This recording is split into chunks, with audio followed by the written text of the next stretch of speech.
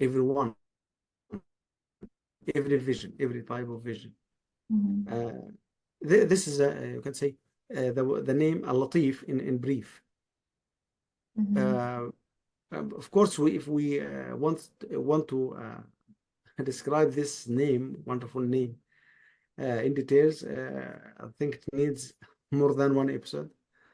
But we wanted here to give these meanings in brief to our wonderful audience and followers. May Allah bless them all. So this is the meaning. If Muslims and non-Muslims don't know what Latif means.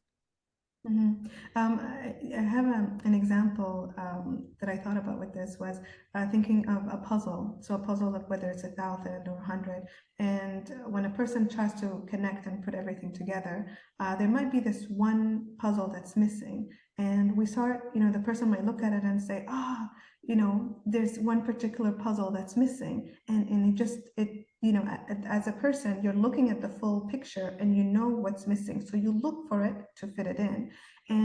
But as us humans, all we could focus on in our life is that particular puzzle. And we don't see the full puzzle, so things doesn't make sense. But Allah subhanahu wa ta'ala is able to see like the whole world, and everything makes sense to Allah subhanahu wa ta'ala. Yes. He's in control of everything else. So I always, like from what you're saying, it made me realize we tend to, focus on a one particular thing and may think like, why is this happening? But we need to remember that Allah sees the full picture and allowing us to Yes. understand that He is a Latif, and let's leave it to Allah. So we just, do what we can.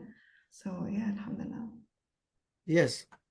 And inshallah, when we talk about the other name of Allah, Al-Hakim, the most wise. Okay. You will know also meanings of other names when you talk about Al-Hakim. Okay. Why Allah let this happen? Why Allah let that happen? Okay. Also, it belongs to Al-Hakim and belongs to Al-Latif. Okay. Because everything in this life is planned to happen, and under the wisdom of Allah. Okay. So keep this in your mind. Now we need to know Allah, our deity, our God. We need to know Him by His names. And this helps, especially with what's continuing to Yes. happen in Palestine, and what's continuing to happen in Sudan and Congo, and all these Yes. a lot of horrible things happening, and you think like, wait, but these are Muslims and they're worshiping Allah and they're asking Allah for this to stop. But yet we need to really go back to Allah is a Latif. Allah sees it all. Allah is allowing it to happen, because I've also heard a lot of them saying, Ya Allah, send the Tayran Ababil, right? Like send these birds that was sent before that was trying to destroy the Kaaba. Why can't you bring it again? And this is where I think we can go back to the name of Al-Latif. He knows He's allowing it to happen. There's something bigger. Let's be patient. Let's get back to our deen. Yes. Yeah. And also keep the story of Prophet Yusuf in your mind, in front of you. Yeah. He's a prophet, the high level of mankind, prophets and messengers, the highest level ever of mankind are prophets and messengers of Allah. But Allah's planned this trial, this you can say severe trial, to be happen to one of his prophets, Prophet Yusuf, and also for his father, the Prophet Yaqub. So you and me, people of Gaza, and anyone, were not as beloved to Allah than Yusuf. We are not as righteous as Yusuf. But Allah has planned this trial to his prophet Yusuf for something to Yusuf, and for a wise to all mankind. in the time of Yusuf and after Yusuf until the day of judgment. I hope it makes this does it make sense to Yeah, hear this? I hope so. yeah, it does. And that's why Allah at the end of Surah Yusuf said لقد كان في قصصهم عبرة. Indeed, in those stories about the prophets stories uh, was a point of view, and you may learn from this, you as mankind may learn from these stories of prophets. Jazakallah khair. This is جزاك الله خيرا, my sister. yeah, that was really beautiful, alhamdulillah. I have a whole different perspective now when just thinking about Al Latif and now being able to reminding myself that and all of us to use his name and say Ya Latif and then asking Allah for what we want. I have one question here, and Yeah. that is my sister who became Muslim, she is having a hard time with her parents. They do know that she became Muslim. They're not happy about it. So now she's finding herself that she has distance from her parents. She doesn't want to talk to them. She's choosing to do that. And she's saying that whenever she goes to them and she doesn't live with her parents now, but she's saying that how when she goes to her house, to her mom's house, and when she prays, she's always afraid.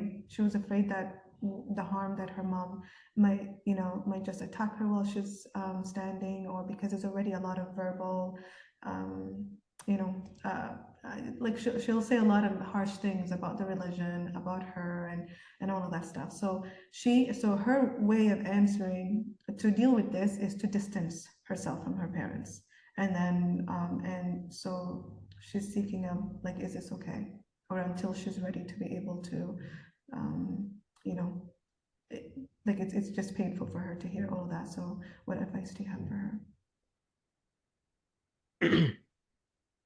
Okay, firstly, I ask Allah to make her heart stable in His path, and all of us. Okay. Also, I can advise my sister that she reverted to Islam in 2 points, 2 ways. Firstly, regarding her parents.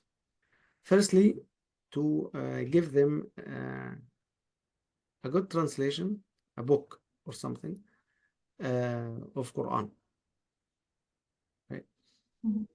To her parents, right? Also, to make dua, supplication every time for her parents, Yes, to yeah. ask Allah to guide them, because guidance is Allah's. Okay, belongs to Allah. Yeah. Yes, we ask Allah for guidance for us and for our people, because Allah, the only one who has guidance, and He can guide them, her parents, I mean, to Islam, to accept Islam, and to change the bad thoughts about Islam. Okay. This what can I advise? Also, if I want to add something, as Allah mentioned in Quran, okay, in Surah Luqman, وصاحبهما في الدنيا معروفا. Okay. Deal with them gently, even they are not believers. Even they are not believers, even they are disbelievers. Okay. Deal with them or treat with them gently. صاحبهما في الدنيا معروفا. That's it. Okay. You can advise them. You can do something good with them. Of course, you can give them a book about Islam. Okay, translation of Quran. Okay, and treat with them gently. And once you give them the book or the translation of Quran, uh, stop inviting them to Islam. stop inviting them to Islam Mm. because they have, you can say, a bad or worse background about you because you left their religion, Mm. okay? And they don't like to talk about you or to discuss this with you. But let them get the right point of view regarding Islam through Islam itself. That's a good point because I would think that maybe. And also, sorry for interruption, Yeah. and also through your uh, good manners. Mm. That's it. Mhm. So no, it's interesting because I would think that maybe it's best that that her parents see Islam through her. But you brought a good point. No, no, no, no. It's like they're looking at it that Islam took you away, took our daughter away, and perhaps maybe Yeah, they want to hear it from you. So maybe they hear it from the yeah, Quran books or from YouTube or from other source, but not the daughter for now. And then when they come and say, "Tell me more," then that's when you mention it. Ah, that's a good point. Okay. yeah. Alhamdulillah, and indeed, I ask Allah for her parents to be guided to Islam, to the right path, uh, and make her a reason for them to accept Islam. I mean, it's never too late, right? Awesome. Yes. Jazakallah khair, Sheikh Abdul Qadir. This was an amazing episode, and inshallah, and I hope the viewers have benefited as well as much as I did. And we'll see you guys next week. Assalamu alaikum wa rahmatullahi wa barakatuh. وعليكم السلام ورحمة الله وبركاته.